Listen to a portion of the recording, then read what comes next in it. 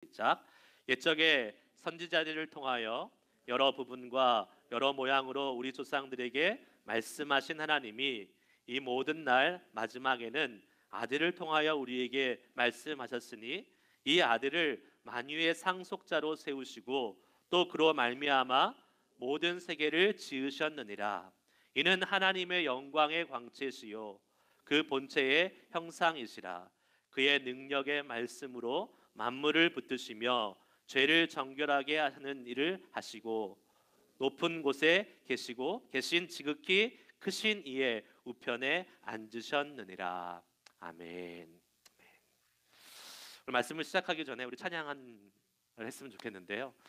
말씀을 마치면서도 함께 부르려고 했는데 이 찬양을 먼저 우리가 드리고 말씀을 계속 들었으면 좋겠습니다. 예수 가장 귀한 그 이름.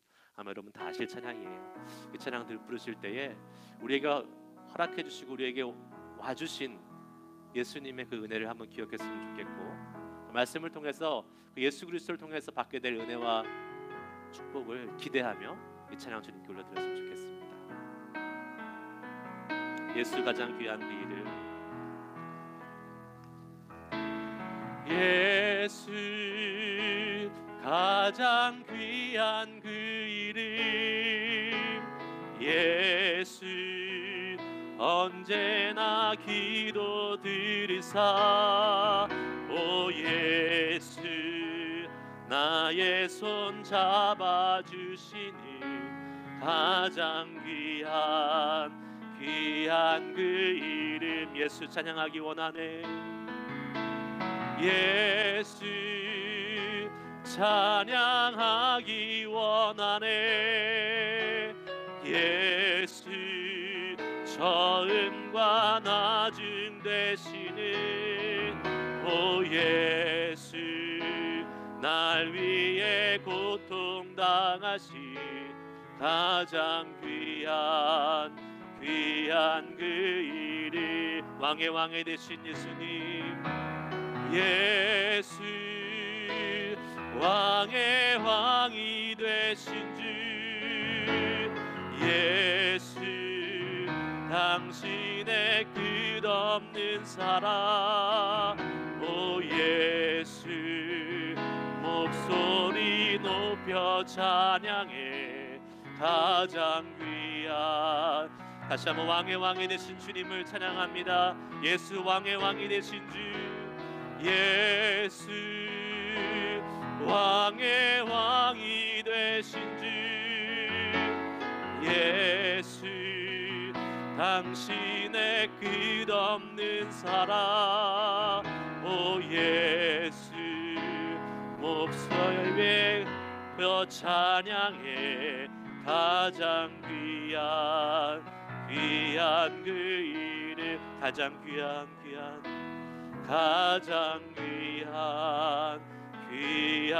그 이름. 하나님 우리에게 예수 그리스도를 주시고 그 예수 그리스도를 통해서 주님 앞으로 나아갈 수 있는, 하나님의 거룩한 보좌 앞으로 나아갈 수 있는 은혜 주시니 감사합니다. 이 시간 우리가 주님 예수 그리스도의 이름 앞에 겸손히 엎드립니다. 말씀으로 오셔서 우리에게 때로는 책망으로, 때로는 위로로, 때로는 소망과 도전으로 함께 하시는 그 놀라운 예수 그리스도의 말씀의 은혜가 주님의 귀한 말씀 앞에 엎드려 겸손히 그 말씀을 받는 우리 모든 넘치는 교회 지체들 위해 이 시간 가득 넘쳐나기를 간절히 소원합니다. 주님 앞에 그 마음으로 나아가오니 이 시간 말씀 가운데 함께하여 주시고 주님 예비하신 그 놀라우신 주의 말씀으로 우리의 마음과 심령을 채워주시고 우리에게 새로운 소망을 덧입혀 주시옵소서. 주님 기대하며 찬양합니다. 함께 하실 주님을 높여드립니다. 예수 그리스도 이름으로 기도드리옵나이다. 아멘.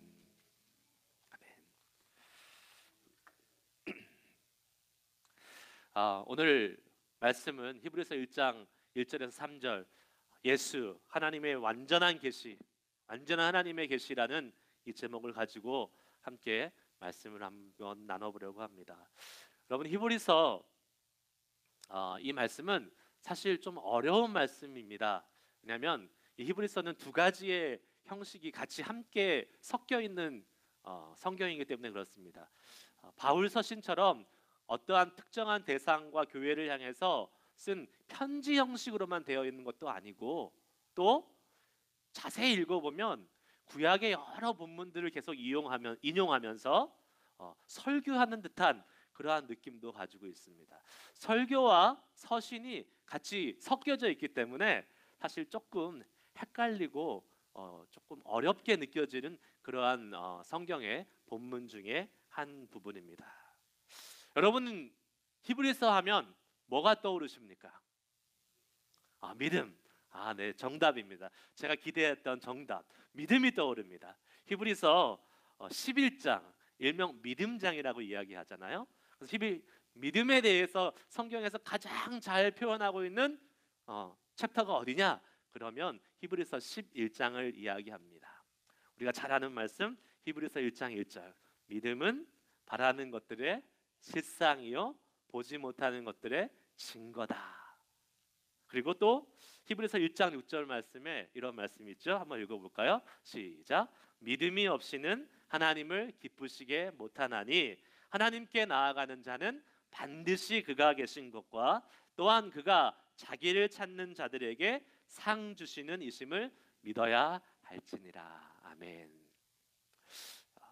히브리서를 쭉 써나가다가 히브리서 기자가 히브리서 말미에 와서 이 믿음에 대해서 이렇게 강조하면서 믿음을 이렇게 이야기한 이유가 있습니다. 그 이유는 당시에 이 히브리서가 히브리 유대인들에게 쓰여진 글인데, 이 유대교에서 기독교로 개종한 이 유대인들에게 쓰여진 글이라고 우리는 짐작할 수 있죠, 충분히. 근데 왜 이 믿음을 강조하게 됐냐면, 유대교에서 기독교로 개종하고 났는데 계속해서 그 유대교의 커뮤니티로부터 핍박이 있고 어려움이 있고 힘든 일들을 당하고 있었습니다.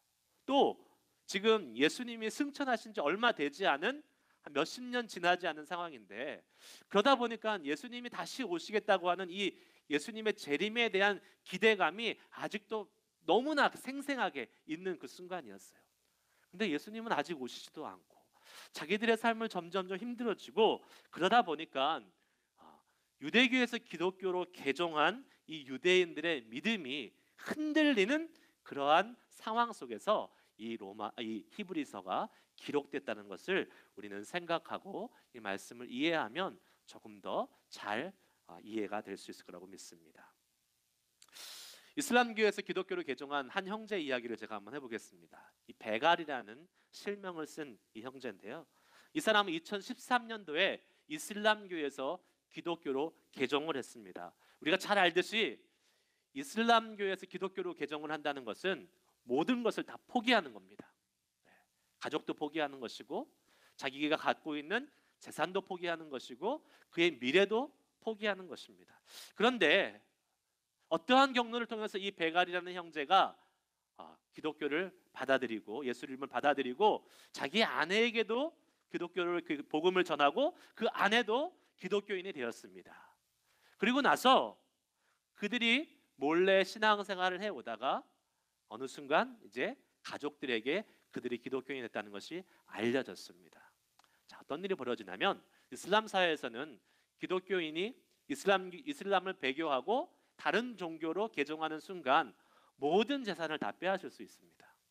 그래서 이 베갈이라는 사람이 형제가 운영하던 그 수익성이 있던 개인의 사업, 개인의 소유를 가족들이 뺏어갑니다. 그리고 있던 모든 재산도 다 뺏어갑니다. 자, 그것뿐만이 아닙니다. 그 커뮤니티에서 살고 있기 때문에 무슬림 커뮤니티에서 계속 살해 협박이 옵니다. 죽일 거야. 너 빨리 다시 돌아오지 않으면 죽일 거야. 그런데 이런 살해 협박이 오면 공권력으로 경찰이나 이런 정부에서 막아줘야 되는데, 똑같은 이슬람 커뮤니티에 있기 때문에 경찰들이 막아주지 못합니다. 자, 그러면 방법이 뭐가 있습니까? 무슨 방법이 있어요? 유일한 방법은 거기를 떠나는 겁니다. 다른 곳으로 가는 거예요. 그래서 자기가 살던 터전을 모두 버리고 재산도 버리고 모든 인간관계도 버리고 이제 떠납니다. 가서 지내다가 결국은 또 발각이 돼서 그 베갈의 아내의 친정의 가족들이 그 아내를 데리고 갑니다. 데리고 가서 그 아내를 계속 협박하고 계속 회유해서 결국은 이 아내도 자기가 기독교인이었음을 부인하고 다시 이슬람교로 돌아가게 됩니다. 그렇게 되면서 이 아내가 베갈을 고소합니다. 자, 나에게 협박을 하고 나에게 억지로 기독교인이 되게 했다.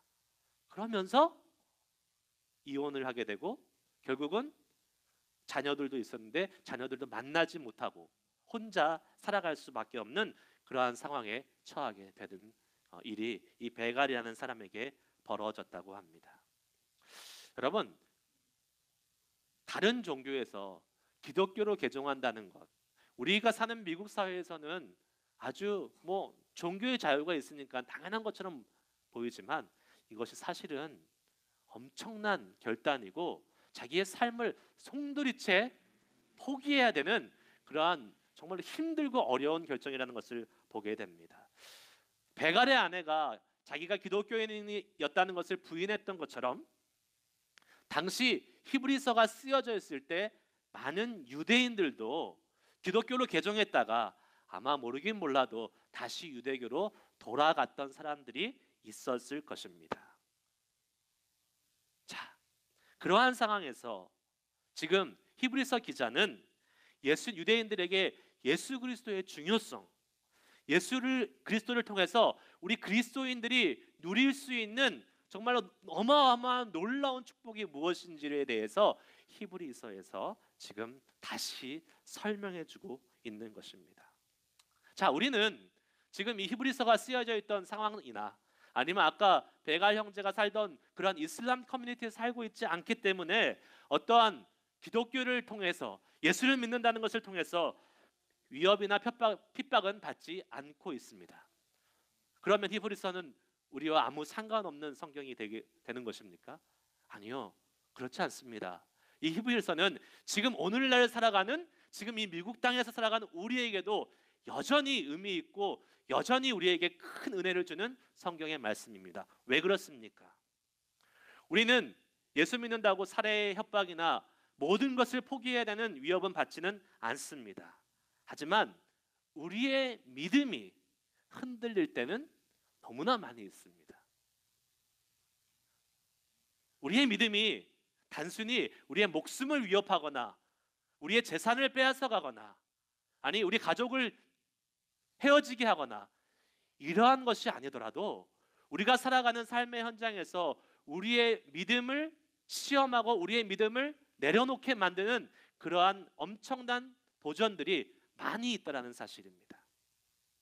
예수 믿으면 모든 게 잘 될 줄 알았는데, 예수 믿으면 모든 문제가 해결될 줄 알았는데, 행복하고 기쁨이 넘칠 줄 알았는데 실제로 우리가 예수 믿고 사는 우리의 삶은 여전히 고난과 어려움이 있습니다. 그러한 상황에서 때때로 우리는 이러한 생각을 해보게 됩니다. 과연 우리가 예수 믿는 가치가 있는 것일까? 그러한 의문과 고민을 던지고 생각해 볼 때가 있지 않습니까?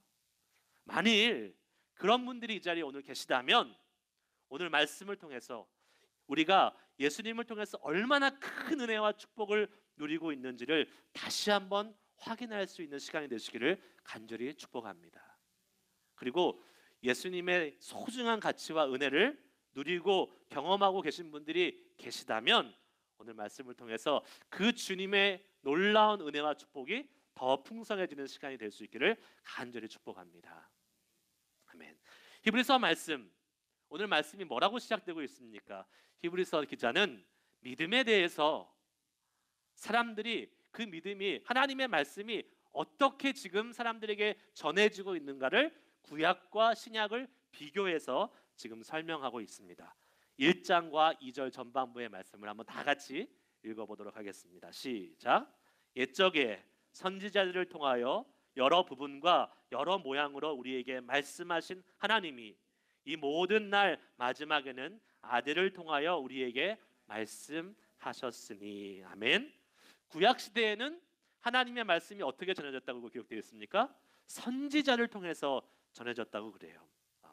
이스라엘 백성들이 그렇게 소중히 여기는 토라, 율법, 이 율법도 이스라엘 백성들이 직접 받은 것이 아닙니다. 누구에게 주어졌습니까?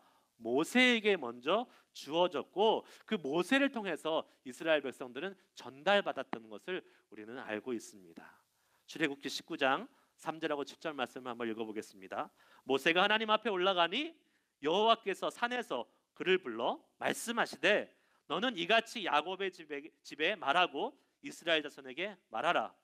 모세가 내려와서 백성의 장로들을 불러 여호와께서 자기에게 명령하신 그 모든 말씀을 그들 앞에 진술하니. 자, 지금 이스라엘 백성들이 하나님을 통해서 말씀을 받는데 모세라는 선지자를 통해서 한 번 지금 걸러서 말씀을 받고 있습니다. 이거는 구약 시대에 동일하게 계속되어 있던 하나님의 말씀이 전해지던 방법이었습니다. 모세를 통해서, 사무엘을 통해서, 이사야를 통해서, 예레미야를 통해서 이 모든 선지자들, 그 시대마다 세운 선지자를 통해서 하나님의 말씀이 전해졌다라는 사실입니다. 때로는 경고도 하시고, 때로는 위로도 하시고, 때로는 축복도 하시고 하면서 하나님의 말씀이 백성들에게 계속 전해졌는데, 동일한 한 가지 사실은 그 선지자를 통해서 전해졌던 하나님의 말씀이 가리키고 있는 지향 지점이 있었다는 거예요.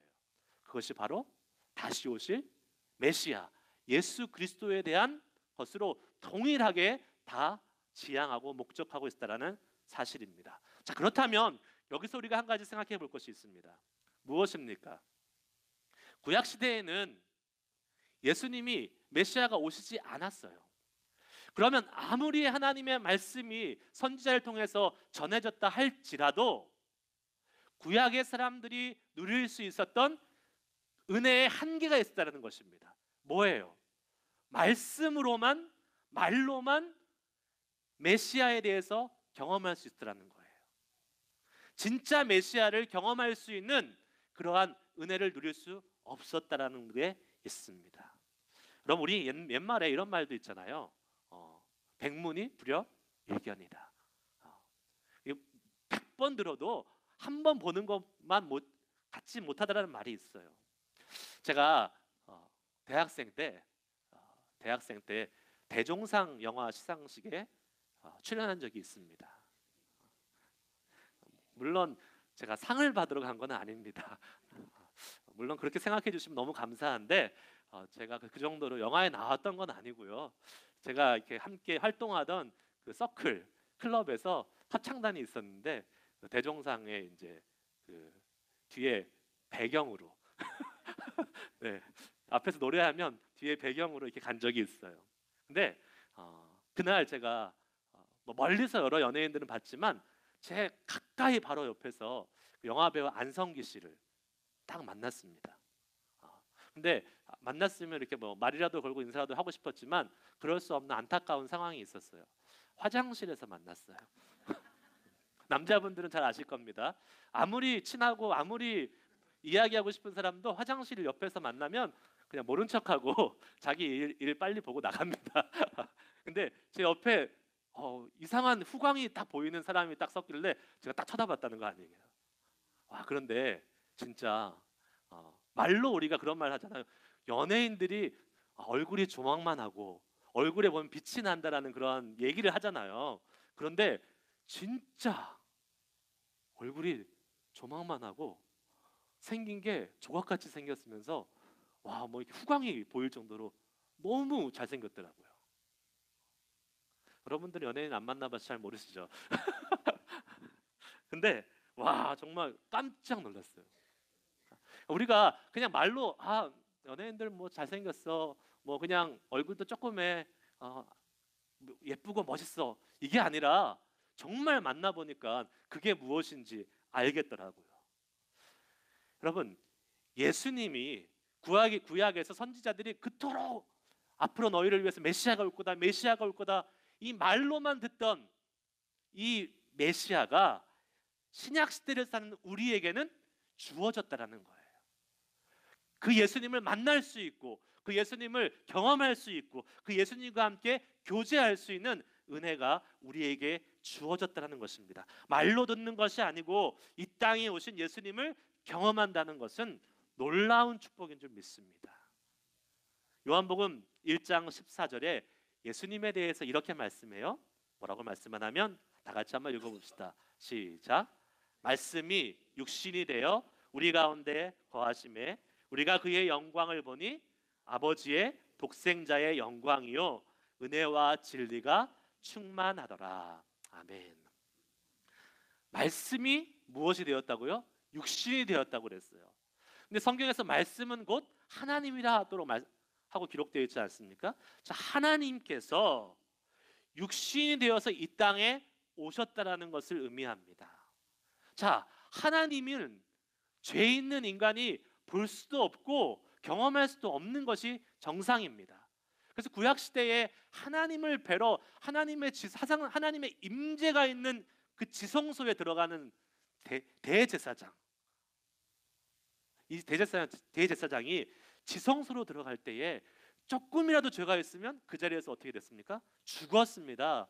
그래서 발에다가 질질질 그 구슬 같은 것과 밧줄 같은 거로 묶고 들어가서 죄가 조금이라도 있으면 죽으니까 끌어서 이렇게 끌어내려고 그러한 일도 있었다는 것을 우리는 잘 알고 있습니다. 그만큼 하나님을 죄에 있는 인간이 만나는 것은 불가능하고 하나님이 허락하지 않는 일인데 하나님께서 이 땅에 인간의 모습으로 예수 그리스도의 모습으로 직접 우리를 보기 위해 만나기 위해 오셨다라는 것은 엄청나고 놀라운 은혜이고 축복이라는 사실을 우리는 믿을 수 있어야 될 줄 믿습니다.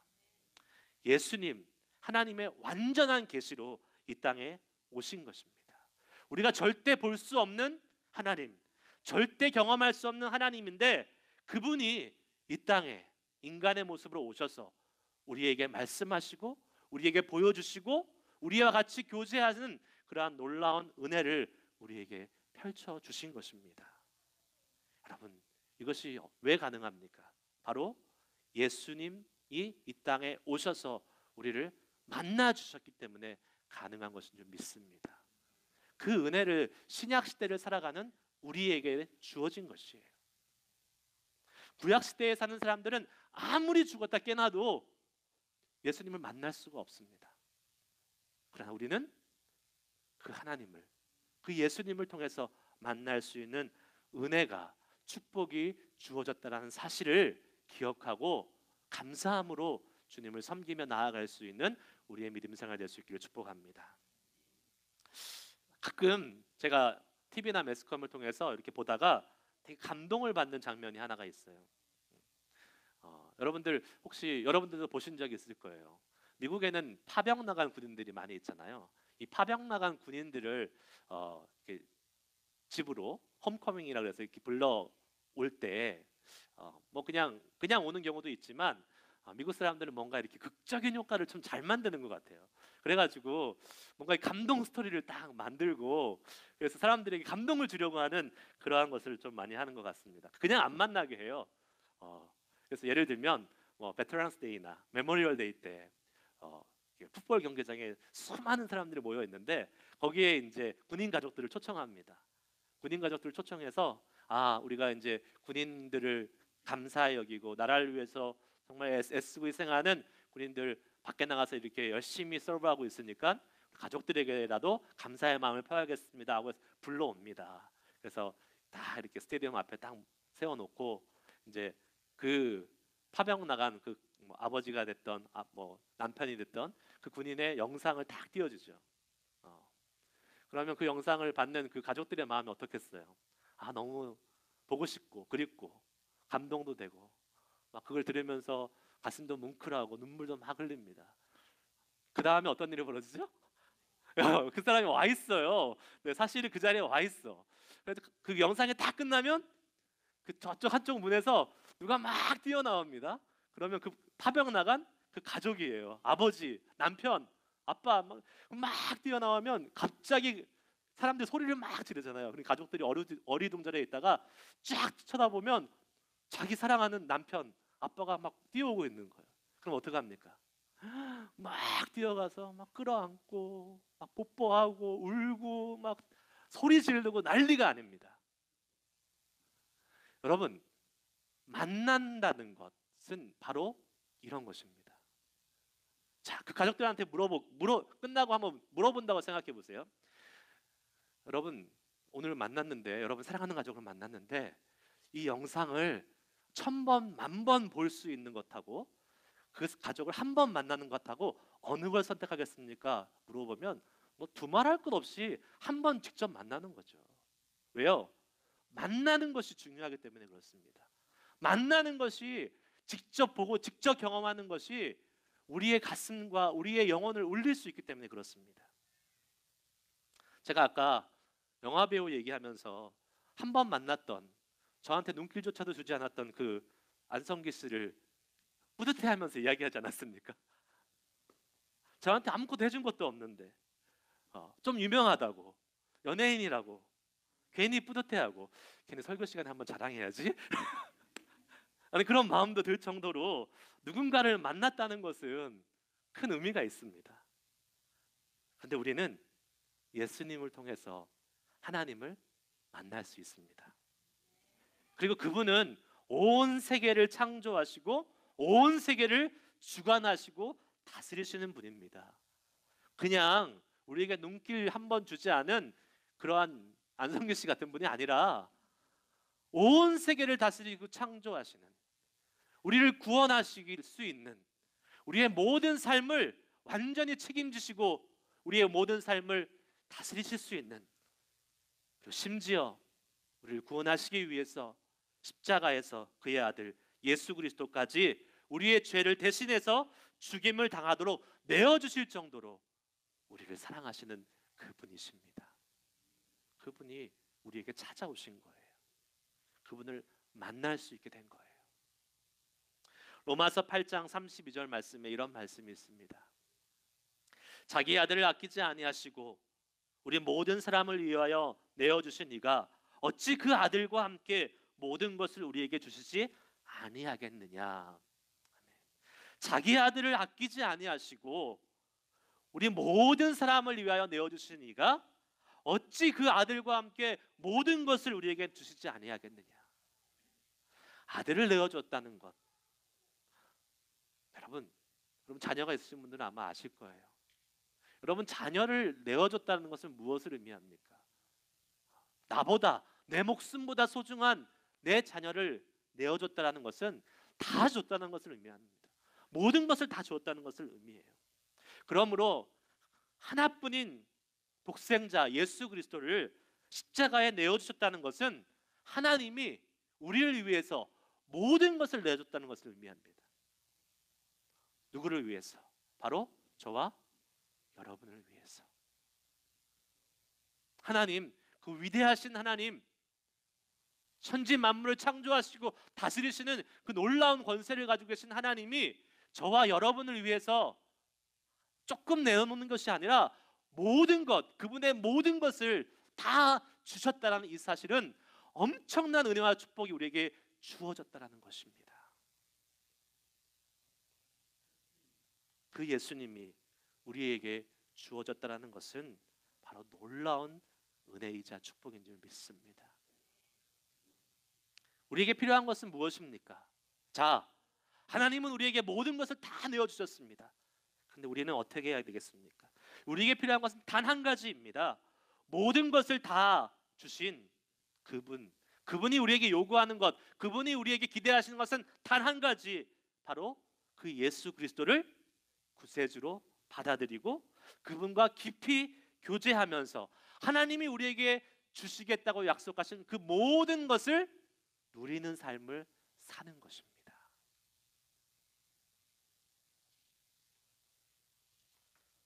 아까 제가 비유로 들었던 것처럼 파병 나갔던 아빠가 뛰어왔어요.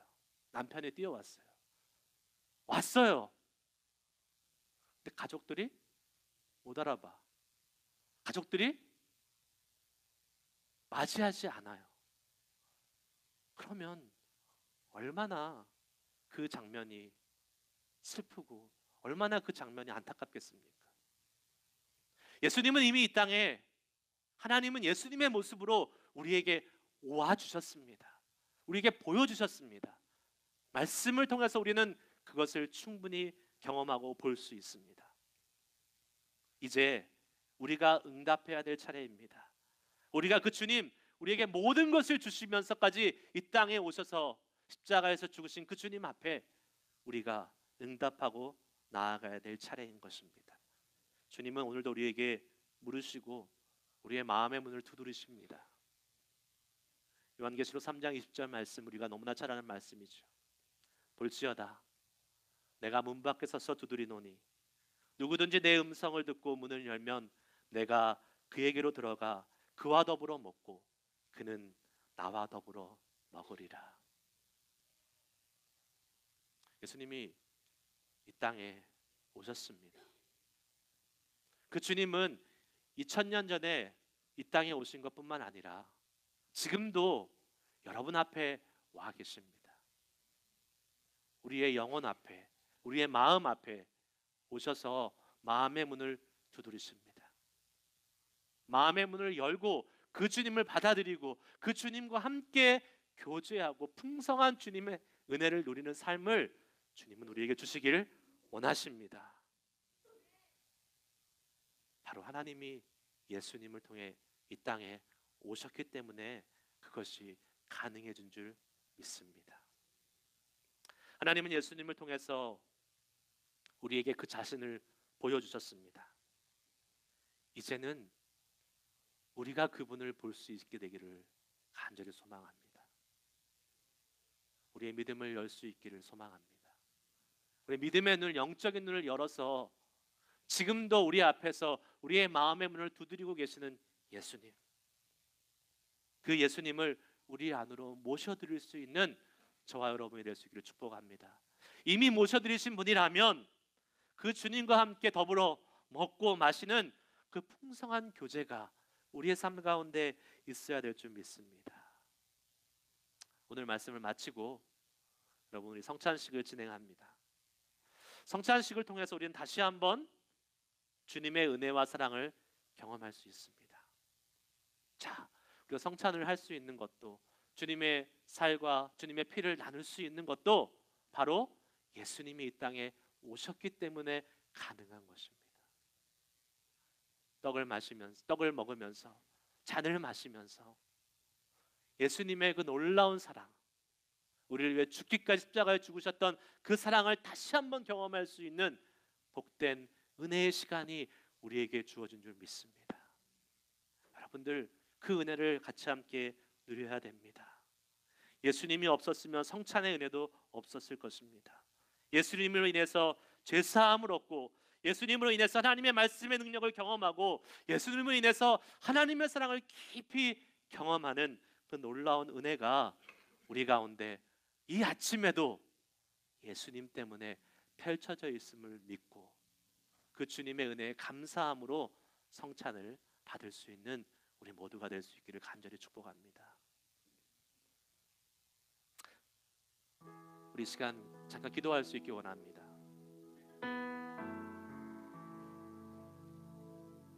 먼저 예수님을 우리에게 보내주셔서 하나님 자신을 우리에게 보여주신 하나님께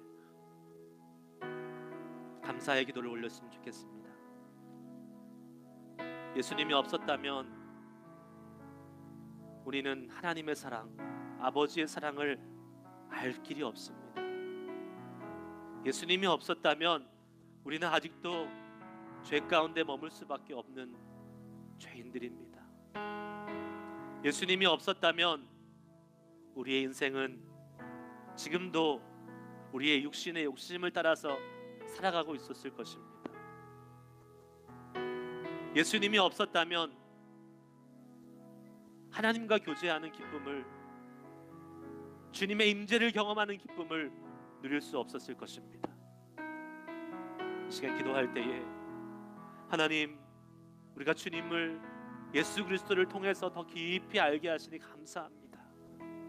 우리의 삶이 그 주님을 더 깊이 모셔드리고 그 주님과 더 깊이 교제하면서 예수님이 통해서 허락하신 그 하나님의 모든 것을 누리며 그 은혜 가운데 거하는 삶을 살기를 소망합니다. 혹시 이 시간에 여러분의 마음속에 아직 예수님을 영접하지 않으신 분들이 있다면, 주님 이 시간 예수님 나의 마음에 오시옵소서, 나의 구세주로 나의 왕으로 오시옵소서. 내가 그 주님 앞에 엎드려 내 인생의 주인 되신 그 주님을 받아들이기를 소망합니다. 그 고백을 주님 앞에 드릴 수 있기를 원합니다. 이미 하나님의 자녀가 된 분들, 이미 예수 그리스도가 여러분 가운데 있는 분들은 다시 한번 이 구원의 감격과 기쁨이 넘쳐나기를 소망하면서 기도했으면 좋겠습니다. 주님, 내 마음속에 메말라가는 주님을 향한 감격과 감동들이 다시 한번 예수 그리스도를 깊이 묵상할 때에 이 시간 살아나게 하시고 회복되게 하시고 새로워질 수 있도록 하나님 역사하여 주시옵소서. 그 주님을 묵상하겠습니다. 그 주님의 놀라우신 사랑을 찬양하겠습니다. 예수 가장 귀한 그 이름, 예수 가장 귀한 그 이름, 예수 언제나 기도 들으사, 오 예수 나의 손 잡아주시는 가장 귀한 그 이름, 예수 찬양하기 원하네. 예수 찬양하기 원하네. 예수 처음과 낮음 되시는 오 예수 날 위해 고통 당하신 가장 귀한 그 이름, 예수 왕의 왕이 되신 주, 예수 왕의 왕이 되신 주, 예수 당신의 끝없는 사랑, 오 예수 목소리 높여 찬양해 가장 귀한 그 한 번 더 예수 왕의 왕이 되신 주 찬양합니다. 예수 왕의 왕이 되신 주, 예수 당신의 끝없는 사랑, 오 예수 목소리 높여 찬양해 가장 귀한 그 이름. 우리 시간 함께 기도할 때에 다시 한번 그 예수 그리스도의 존귀하신 이름을 높이며, 하나님 우리 가운데 예수 그리스도의 이름을 주시니 감사합니다. 우리 가운데 예수 그리스도의 이름을 모셔드립니다. 우리가 예수 그리스도의 이름을 존귀하게 높이며 살겠습니다. 우리가 주님을 향한 결단과 마음의 간절한 소망을 담아서 함께 기도하는 시간 갖도록 하겠습니다. 기도하시겠습니다. 오 살아서 역사하신 하나님, 하나님 이 시간 우리가 주님 앞에 기도하며 하나님 앞에 나아갑니다.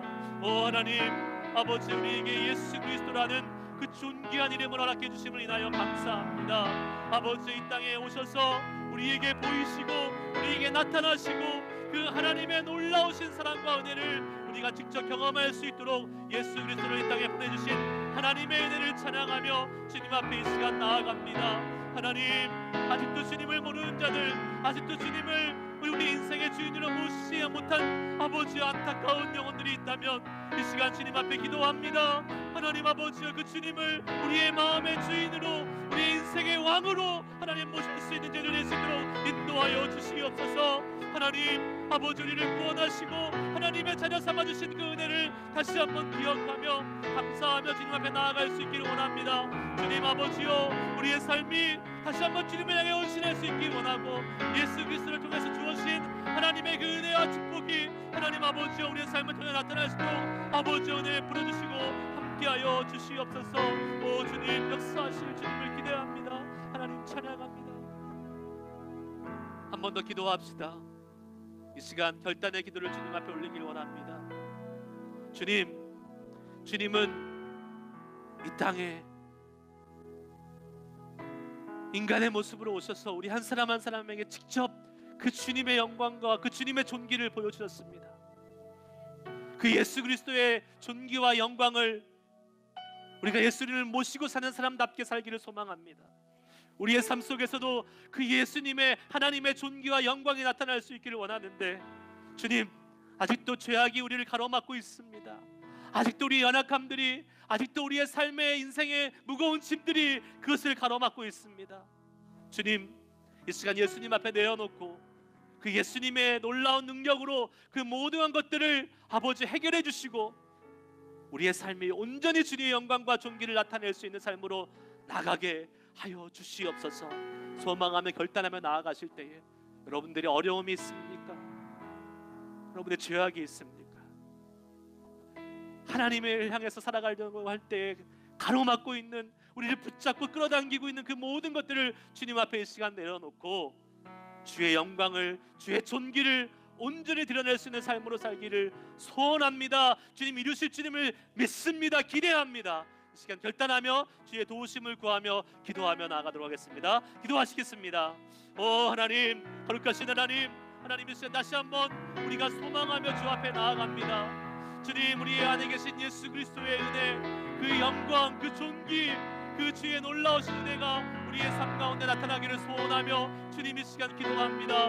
아버지, 우리의 연약한 부분들을 주님 앞에 내려놓습니다. 하나님 아버지여, 주님의 영광과 존귀를 소망하면서 살지만 하나님 아버지여, 우리의 그 여러가지 우리의 삶의 무거운 짐들, 삶의 죄악되고 연약한 부분들로 인해서 주님의 영광을 바라지 못하고 주님 아버지 은혜를 나타내지 못하고 살아갈 우리의 연약한 모습을 주님 앞에 내어놓습니다.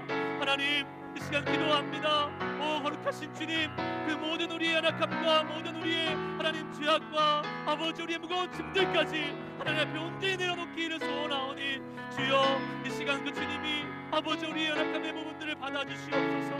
아버지, 수고하고 무거운 짐진 자들아 다 내게로 오라고 말씀하신 주님, 하나님 아버지 주님 앞에 우리의 모든 짐을 내려놓게 하여 주시고, 하나님 이제 우리는 우리 주님을 의지해서 그 주님의 아버지 우리를 이끄시는 능력을 쫓아서 살아갈 수 있는 우리 되기를 소망하오니, 하나님 아버지여, 우리 가운데 역사하시는 주님 아버지여, 우리를 존귀케 하여 주시옵소서. 우리를 주님의 영광으로 하나님 아버지 이 시간 다시 한번 주님 새롭게 하여 주시옵소서. 그 주님을 의지합니다. 그 주님을 신뢰합니다. 아버지 구하고 간구하는 모든 자들에게 주님 은혜로 역사하여 주시옵소서. 주님 감사합니다. 예수님을 알게 하시고 보여주시고, 주님 그 예수님을 안다는 것이, 그 예수님을 만난다는 것이, 그 예수님이 우리의 구세주 되시고 우리의 주인 되신다는 것이 얼마나 큰 은혜이고 축복인지를 다시 한번 깨닫기 원합니다. 주님, 우리가 이 어마어마한 놀라운 축복을 받았음에도 불구하고 이 은혜와 축복을 알지 못하고 값싼 복음으로 살아갈 때가 얼마나 많은지 모릅니다. 하나님은 그 아들을 십자가에 내어주시기까지 우리를 향해서 모든 것을 주신 그 놀라운 주님의 사랑이 우리 가운데 있음을 다시 한번 감사와 감격으로 받게 하시고, 주님 우리의 삶 속에서 이 놀라우신 하나님의 사랑과 은혜와 영광이 우리 안에 계신 예수님을 통해서 주님의 빛으로 발할 수 있도록 주여, 시간 다시 한번 하나님의 은혜를 구하며 나아가는 모든 주님의 자녀들 가운데 아버지의 사랑과 은혜를 베풀어 주시옵소서. 주님, 어려움 가운데 주님 앞에 기도하며 우리의 문제와 우리의 두려움과 우리의 근심과 염려를 하나님 앞에 이 시간 내려놓고 주님의 도우심을 구하는 주님의 귀한 자녀들에게 하나님 이 시간 찾아와 주시고 만져주시고 주님 그 상처와 아픔들까지도 그 죄악들까지도 예수 그리스도의 보혈로 감싸 주시옵소서. 깨끗게 하시고 거룩해 하시고 우리의 모든 문제들까지도 이미 다 해결하시고 이미 다 승리하신 예수 그리스도의 놀라운 능력 앞에 믿음으로 일어서서 다시 걸어갈 수 있는 우리들 되도록 주여 인도하여 주시옵소서. 예수님의 이름으로 감사하며 기도드리옵나이다. 아멘.